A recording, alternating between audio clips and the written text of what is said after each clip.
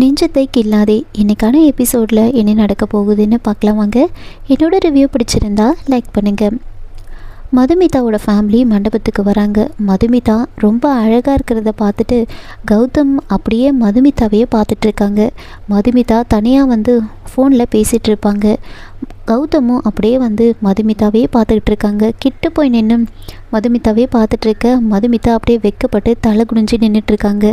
கௌதம் மதுமிதாவை பார்த்து ரொம்ப அழகாக இருக்கிறதா சைகையிலேயே சொல்லிட்டு அங்கேருந்து வராங்க. இதெல்லாம் பார்த்துட்டு இருந்த ராகுல், என்ன இவ்வளோ நேரம் இப்படி அப்படின்னு குதிச்சுட்டு இருந்த, இப்போது ஆளே மாறிட்டேன் அப்படின்னு சொல்லி கிண்டல் பண்ணிகிட்ருக்காங்க.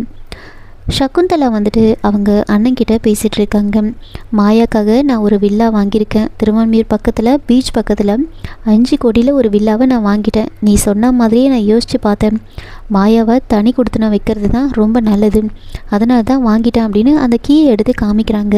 அப்போ அவங்க அண்ணன், இதெல்லாம் சரி, ஆனால் அந்த குடும்பத்தில் இருக்கிறவங்க எப்படி ஒத்துக்க போகிறாங்க, அவங்களெல்லாம் எப்படி சம்மதிக்க வைக்கிறது, அந்த தாடிக்காரன் கண்டிப்பாக ஒத்துக்க மாட்டானே அப்படின்லாம் சொல்லும்போது அதெல்லாம் பார்த்துக்கலாம் அப்படின்னு பேசிகிட்டு இருப்பாங்க. இவங்க 2 பேரும் பேசிகிட்டு இருந்ததை சந்தோஷம் அபர்ணாவும் பார்த்துடுறாங்க.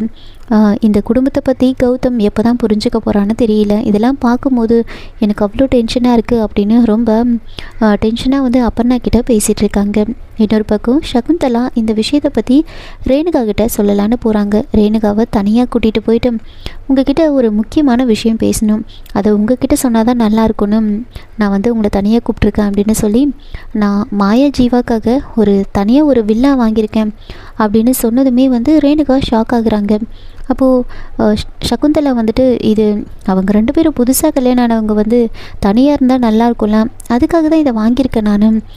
அந்த வீட்டில் இருந்தால் நல்லாயிருக்கும், பீச் பக்கத்தில் ஃபுல்லாக சென்ட்ரலைஸ்டு ஏசி, உள்ளவே எல்லாமே இருக்கும் அப்படின்லாம் சொல்கிறாங்க. ரேணுகாவுக்கு என்ன பதில் சொல்கிறதுனே தெரியல, அமைதியாக இருக்காங்க.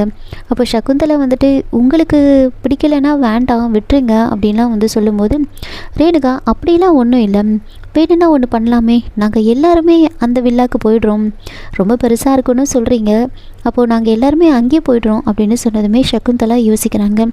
என்ன இவ இப்படி சொல்கிறா, சரி இப்போதைக்கு சம்மதிக்க வைப்போம், சாவியை இவ கையில் கொடுத்துருவோம், அப்புறம் பார்த்துக்கலாம் அப்படின்னு யோசிச்சுக்கிட்டு, தாராளமாக போயிருங்க, அதெல்லாம் ஒன்றும் பிரச்சனை இல்லை அப்படின்னு சொல்லி, முதல்ல இந்த கீயை நீங்கள் வாங்கிக்கோங்க, உங்கள் வீட்டில் இருக்கிறவங்கக்கிட்ட நீங்கள் தான் பேசணும் அப்படின்னு சொல்லிவிட்டு கீயை கொடுத்துட்டு போகிறாங்க.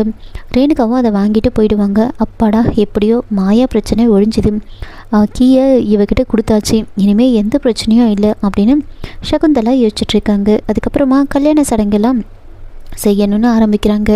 காசி யாத்திரைக்கே மாப்பிள்ளை போகிற மாதிரியும், அப்போது பொண்ணோட அப்பா வந்துட்டு அவரை தடுத்து கூட்டிகிட்டு வரா மாதிரி அந்த சடங்கை பண்ணணும்னு பேசிகிட்டு இருக்கும் போது, அப்போது பொண்ணுக்கு அப்பாவே இல்லையே அப்படின்னு சொல்கிறாங்க. அப்போது சகுந்தலாவோட அண்ணன் வந்துட்டு, அப்பா இல்லைன்னா என்ன, அண்ணனை வந்து அப்பா ஸ்தானத்தில் இருந்து பண்ண சொல்லலாம்ல அப்படின்னு கேட்கும்போது, தாராளமாக பண்ணலாமே அப்படின்னு சொல்லிட்டு இருக்காங்க. அப்போ கௌதம் நம்மளை தான் கூப்பிட போகிறாங்க அப்படின்னு ரொம்ப சந்தோஷமாக அதெல்லாம் பார்த்துட்ருக்கேன். திடீர்னு சகுந்தலாவோட அண்ணன் வந்துட்டு, அபிஷேக் எங்கே போயிட்டான், அபிஷேக் தான் இதை பண்ணணும் அப்படின்னு சொல்லி அபிஷேக்கை வந்து கூப்பிட்டுட்டு போகிறாங்க. அப்போது கௌதம் முகமே மாறிடும், ரொம்ப டல்லாகிடுவார், அமைதியாக நின்றுட்டுருக்காரு. சந்தோஷ் ஒரு பக்கம் இந்த கல்யாணத்தை ரொம்ப கஷ்டப்பட்டு நடத்துகிறதே இவன் தான், ஆனால் இவனை அந்த இதுவை பண்ண விடாமல் அவங்க அபிஷேக்கை வந்து கூப்பிட்டுட்ருக்காங்களே அப்படின்னு யோசிச்சுட்டு இருக்காங்க. லக்ஷ்மிகாந்த் வந்துட்டு அபிஷேக்கு கால் பண்ணி பார்ப்பாங்க, ஆனால் அபிஷேக் காலே அட்டென்ட் பண்ண மாட்டாங்க. எல்லோரும் ரொம்ப நேரம் வெயிட் பண்ணிகிட்ருப்பாங்க. என்னதான் ஆச்சுன்னே தெரியல அப்படின்னு சகுந்தலாவும் அபிஷேக்கை போயிட்டு தேடிட்டு இருக்காங்க. இதோட இந்த எபிசோடை வந்து முடிச்சிருக்காங்க. என்னோட ரிவ்யூ